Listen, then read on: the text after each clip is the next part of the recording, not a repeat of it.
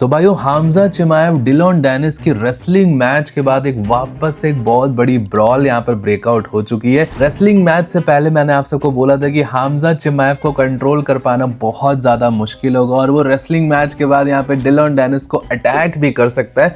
तो इस पूरे ब्रॉल ये RF10 के रिजल्ट्स क्या निकल के आए, कौन से फाइटर्स जीते, हामजा चिमाएव डिलॉन डेनिस के फाइट का क्या रिजल्ट निकल के आया, सारी चीजों के बारे में इस वीडियो के अंदर डिस्कस करेंगे भाइयों। साथ ही साथ भाइयों अब यहाँ पर दिन खत्म हो चुके हैं, फाइट वीक खत्म हो चुका है। कल होने वाला है UFC व्हाइट हाउस कार्ड, तो उसकी मेन फाइट्स के ऊपर आप सबको अपनी टेक्निकल एनालिसिस आप सबको बताऊंगा। सारी चीजें भाइयों व्हाइट हाउस कार्ड के बारे में आप सबको बता दी जाएंगी, लेकिन उससे पहले आप सब वीडियो को लाइक कर देना, चैनल को सब्सक्राइब कर देना UFC कॉम्बैट स्पोर्ट्स का ऐसा ही कंटेंट हिंदी में एंजॉय करने के लिए।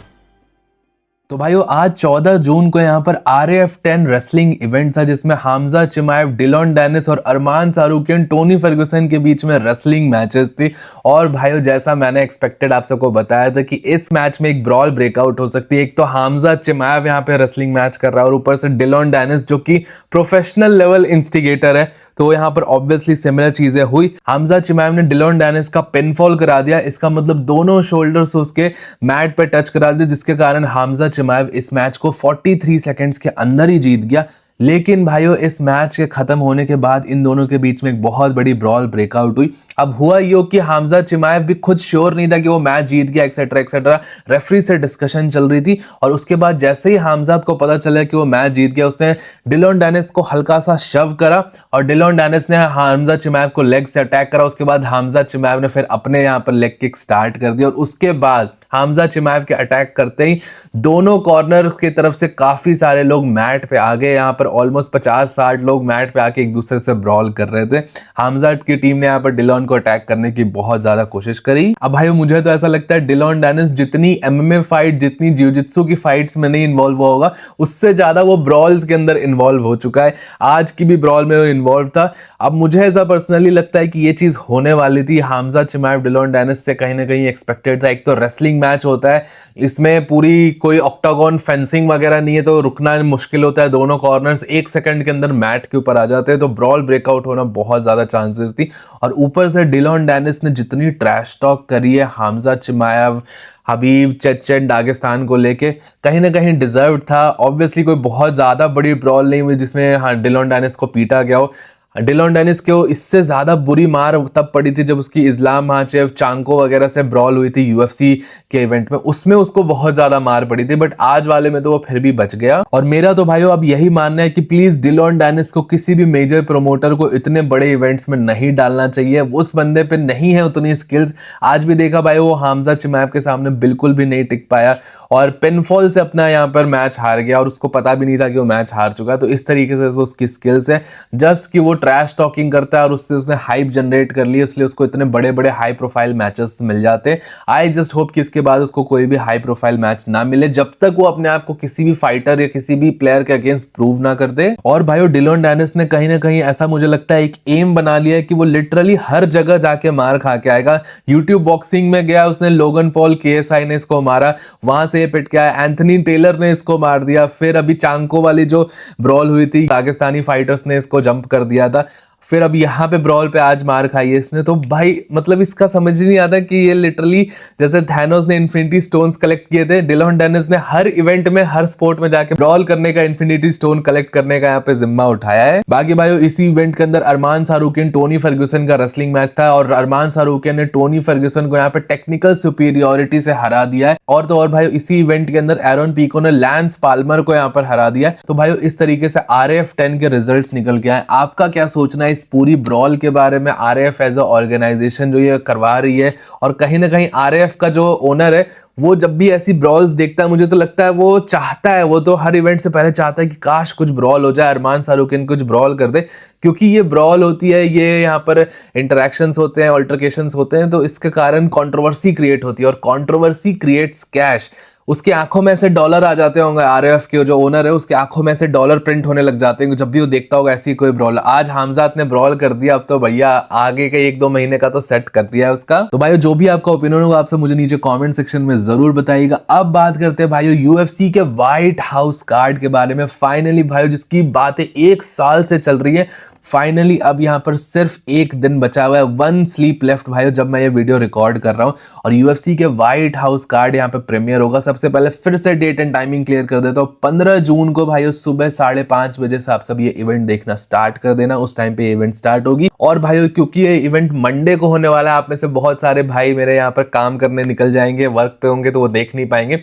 तो जो भी ऐसे वर्क से थोड़ा बहुत टाइम निकाल सकता है उनके लिए मैं मेन इवेंट की टाइमिंग बता देता हूँ। तो भाइयों अगर आप सब पूरा इवेंट नहीं देख सकते हो तो आप सब 8 साढ़े 8 बजे के अराउंड से देखना स्टार्ट कर देना। इस टाइम के अराउंड से मेन इवेंट स्टार्ट होने के चांसेस रहेंगे। Alex Pereira versus Cyril gain की फाइट और इलिया टुपुरिया जस्टिन गेची की फाइट 8 साढ़े 8 बजे के अराउंड से आप सब 1 घंटा निकाल लेना। उस टाइम पे आप सबको जो सबसे इंपॉर्टेंट 2 फाइट्स देखने को मिल सकती है यूएफसी व्हाइट हाउस कार्ड की। आई विल स्टिल सजेस्ट भाइयों कि किसी तरीके से अगर आप सब मैनेज कर सकते हो तो ये हिस्टोरिक कार्ड जरूर देखना, क्योंकि भाई फिर कभी कौन सी फाइट होगी यूएफसी व्हाइट हाउस कार्ड में, दोबारा कोई यूएफसी इवेंट होगा कि भी नहीं होगा, पॉसिबिलिटी तो बहुत कम है। तो ये I think 1 time UFC event है। अब ये मंडे को कराया इन्होंने, पता नहीं क्या सोच के, ये अलग चीज है। बट देन अगेन भाइयों आप सब ट्राई करना है इसको देखने का। बाकी भाइयों इसको कहां पे देखना है, कैसे देखना है, सारी डिटेल्स आप सब मेरे टेलीग्राम चैनल पे आप सबको मिल जाएंगी। जरूर से टेलीग्राम चैनल को ज्वाइन कर देना। साथ ही साथ टेलीग्राम चैनल पे भाइयों गिव अवे भी चल रहा है $10 का, तो उसके अंदर भी आप सब पार्टिसिपेट कर सकते हो। तो टेलीग्राम चैनल का लिंक नीचे पिन कॉमेंट्स में मिल जाएगा, जरूर से चेकआउट कर लेना। अब भाइयों बात करते हैं यहाँ पर यूएफसी व्हाइट हाउस कार्ड के मेन इवेंट और मेन इवेंट की फाइट की टेक्निकल एनालिसिस थोड़ी आप सबको बता देता हूं। Obviously Cyril gain versus Alex Pereira की फाइट की हमने बातें करी थी। मैंने आप सबको अपनी वीडियो के अंदर बताया था कि एलेक्स परेरा ने बहुत ज्यादा वेट गेन किया है, साथ ही साथ उसकी काफी सारी फुटेज भी निकल के आ रही है। और जो फाइनल वेन्स यहाँ पे निकल के आया भाइयों, एलेक्स परेरा यहाँ पर सिरिल गेन से भी हैवी निकल के आया। सिरिल गेन का वेट 248 पाउंड्स के अराउंड था और एलेक्स परेरा ने 251 पाउंड, 250 पाउंड का जो गोल्डन नंबर होता है वही क्रॉस कर दिया हैवीवेट डिवीजन में। एक ट्रू हैवीवेट वेट यहाँ पर एलेक्स परेरा लेके आया, मतलब ऑन पेपर तो एटलीस्ट एक ट्रू हैवीवेट का साइज लेके आया एलेक्स परेरा। अब इसमें कितना लीन मसल मास है, कितना एक्चुअल प्रॉपर जो ऑप्टिमाइज्ड मास है, वो यहाँ पर कुछ कह नहीं सकते हैं। और देखने से भी लग रहा है कि काफी ज्यादा फैट गेन किया है। अब मुझे भाइयों एक चीज आप सबको ऑब्जर्वेशन बतानी है कि एलेक्स परेरा ने मिड कैंप में अपनी स्ट्रैटेजी चेंज करी है। मेरे हिसाब से तो एलेक्स परेरा ने स्ट्रैटेजी चेंज करी है, क्योंकि जब ये फाइट अनाउंस हुई थी तो एलेक्स परेरा की टीम और उसके कोच ने भी ये बताया था कि वो हैवीवेट के लिए बल्क तो करेंगे लेकिन 235 पाउंड, 230 पाउंड या 240 पाउंड मैक्स, इससे ज्यादा वो बल्क नहीं करेंगे। बट बीच में कुछ तो स्ट्रैटेजी चेंज करी है एलेक्स परेरा ने और इसीलिए अब ये 251 पाउंड का ह्यूमंगस वेट लेके आए।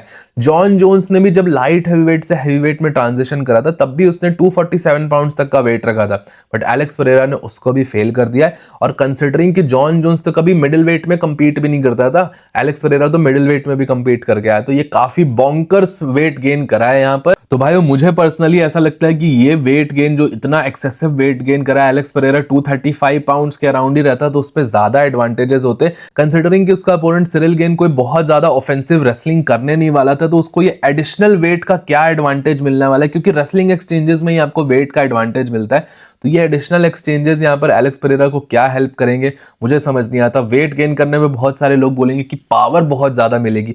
भाइयों ब्लेटेंटली आप अगर फैट अपनी बॉडी पे पुट ऑन करोगे तो मिराकुलसली आपकी कोई पावर इंक्रीज नहीं हो जाएगी। एलेक्स परेरा पे ऑलरेडी बहुत नॉकआउट पावर थी, 235 पाउंड्स के अराउंड भी होता तो उसके पास इनफ पावर होती। अब ये देखने वाली चीज होगी कि एलेक्स परेरा के कोच ने और उनकी टीम ने ऐसा क्या डिवाइस करा है और ऐसा क्यों डिसीजन लिया है 250 पाउंड्स तक जाने का। ये सारी चीजें तो भाइयों फाइट के बाद पता चलेगी, वरना एक बहुत बड़ी पॉसिबिलिटी यही हो सकती है कि सिरिल गेन एक बहुत सूटेड हैवीवेट फाइटर है, वो अपने नेचुरल वेट पे फाइट कर रहा है और वो एक पॉइंट फाइटिंग कर सकता है। सिरिल गेन अपनी फीट्स पे बहुत लाइट रहता है और पॉइंट फाइटिंग करके इस फाइट को पहले तो थोड़ा स्टॉल करे, फर्स्ट 1-2 राउंड में एलेक्स परेरा को थकाए और डिसीजन तक फाइट को लेके जाए, लेटर राउंड्स में जाके फाइट को फिनिश कर दे। जब एलेक्स परेरा क्योंकि अपने नेचुरल वेट पे नहीं है तो उसको फटीग जल्दी फील होगा और उस फटीग के कारण एलेक्स परेरा लेटर राउंड्स में फेड अवे करेगा और सिरिल गेन वहां पे कैपिटलाइज करके फाइट को जीत सकता है। इस तरीके से भी यहाँ पे चीजें जा सकती हैं। बाकी भाइयों आपका क्या ओपिनियन है, आप सब अपने प्रेडिक्शन मुझे नीचे कमेंट सेक्शन में जरूर बताइएगा। अब भाइयों बात करते हैं यहाँ पर मेन इवेंट फाइट के बारे में, जस्टिन गेची वर्सेस इलिया टुपुरिया के बारे में। इस मैचअप की भी बहुत ज्यादा हाइप है इस टाइम पर और काफी सारे लोगों का ऐसा मानना है कि इलिया टुपुरिया इसको एज अ लैंडस्लाइड विक्ट्री लेने वाला है। जस्टिन गेची के 10 से 15% चांसेस है, उससे ज्यादा नहीं। साथ ही साथ भाइयों बेटिंग ऑड्स भी चेक करोगे तो इलिया टुपुरिया बहुत बहुत हैवी यहाँ पर फेवरेट है। जस्टिन गेची एक बहुत बड़ा अंडरडॉग है, ऑलमोस्ट +400 अंडरडॉग, उससे भी ज्यादा लाइंस क्रॉस कर लेगा जब तक ये इवेंट लाइव होगा। तो भाई जस्टिन गेची के अगेंस्ट ऑड स्टैक्ड है, डेफिनेटली 3rd टाइटल शॉट उसको मिल रहा है।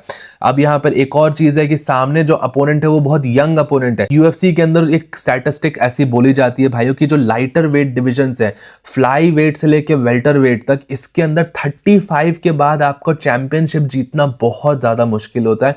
एक स्टैटिस्टिक्स ऐसी है कि सिर्फ 2 या 3 ही लोग हैं जो 35 के बाद टाइटल फाइट्स जीत चुके हैं, बाकी 37 का लॉस रिकॉर्ड है। मतलब सारे कंबाइंड वेट क्लासेस में सारे फाइटर्स का चैंपियनशिप रिकॉर्ड 35 से एज के ज्यादा फाइटर्स का इस तरीके का रहता है। तो मतलब 35 के बाद यहाँ पर टाइटल वापस से जीत पाना या अपना टाइटल डिफेंड कर पाना बहुत ज्यादा मुश्किल होता है। और लाइट वेट में भी भाई ऐसा माना जाता है 33 34 मैक्स है, इसके ऊपर आपकी एज जाती है तो आप स्लो डाउन करने लग जाते हो और यूजुअली फाइटर्स इसी तरीके से हारते हैं। अब ये तो रही भाई एज की बात, क्या जस्टिन गेची के पास फिर कोई चांस नहीं है? अब डेफिनेटली जस्टिन गेची के पास चांस है, कंसिडरिंग कि जस्टिन गेची अपने प्लान पे स्टिक ऑन करता है, अपने प्लान से डेविएट नहीं करता और रूथलेस माइंडलेस ब्रॉलिंग करने नहीं जाता है। क्योंकि उसने अगर चार्ल्स ओलिवेरा के साथ जैसी परफॉर्मेंस दिखाई थी वैसी परफॉर्मेंस दिखाई तो बहुत ज्यादा प्रॉब्लम हो सकती है। मुझे ऐसा लगता है भाई जस्टिन गेची को जीतने का जो चांस है, इलिया टोपुरिया को हराने का जो चांस बनता है वो है डर्टी बॉक्सिंग करके। जस्टिन गेची अगर इस फाइट को एक स्लग फेस्ट बनाने जाएगा तब वो इसको जीत सकता है। और उसके लिए उसको क्या करना पड़ेगा, उसके लिए उसको डिसिप्लिन रहना पड़ेगा पूरे फाइट में। वो इलिया टोपुरिया को ओपनिंग्स नहीं दे सकता है और क्लियर ओपनिंग्स तो बिल्कुल नहीं दे सकता।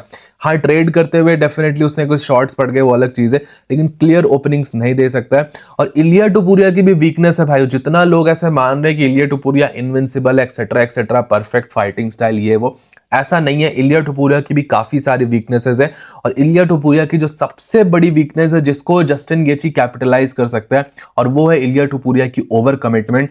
वो नॉकआउट के पीछे बहुत ज्यादा पड़ता है और हर शॉट 100% इंटेंसिटी से थ्रो करता है, जिसके कारण उसका गार्ड कहीं ना कहीं पुल डाउन होता है। जाय हर्बर्ट ने उसके ऊपर किक कैसे लैंड करी थी, इलिया टोपुरिया को ड्रॉप कैसे करा था, क्योंकि इलिया टोपुरिया 100% इंटेंसिटी से अपने सारे पंचेस थ्रो कर रहा था। और हर पंच के बीच में जैसे ही इलिया टोपुरिया के जो लॉन्ग कॉम्बिनेशंस होते हैं, जब इलिया टोपुरिया ज्यादा इंटेंसिटी से थ्रो करता है तो वो टेंड करता है कि वो अपना गार्ड थोड़ा नीचे करे, और उसी गार्ड को नीचे करा था इलिया टोपुरिया ने लेफ्ट हुक थ्रो करते हुए। जब वो अपना हुक थ्रो करता है तो उसका गार्ड थोड़ा नीचे जाता है और उसी टाइम पे एक हाई किक से कनेक्ट किया था जाय हर्बर्ट ने। तो सिमिलर काइंड ऑफ किक से जस्टिन गेची ने डस्टिन पोरियर को नॉकडाउन करा था। तो एक सिमिलर हाई किक जस्टिन गेची यहाँ पर इलिया टोपुरिया पे भी लैंड कर सकता है, कंसिडरिंग इलिया टोपुरिया थोड़ा हेस्टी हो जाए, नॉकआउट के पीछे भागे, और उसने बोला भी है कि वो रेसलिंग वगैरह नहीं करेगा, वो फर्स्ट राउंड में ही फिनिश करने का कोशिश करेगा।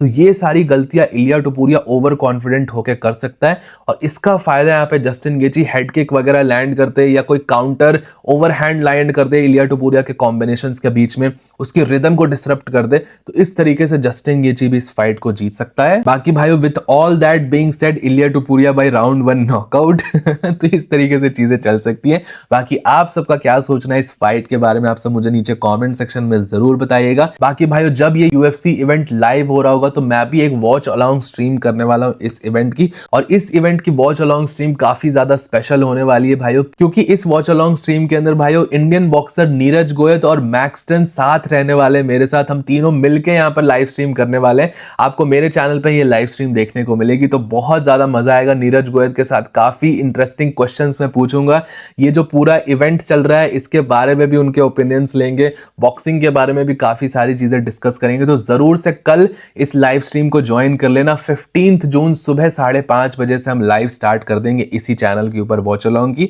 तो जरूर से उसको भी ज्वाइन कर लेना भाइयों। टिल देन वीडियो पसंद आया हो तो प्लीज वीडियो को लाइक, चैनल को सब्सक्राइब कर देना। मिलता हूं आप सबको नेक्स्ट वीडियो में अगले अपडेट के साथ। Bye bye.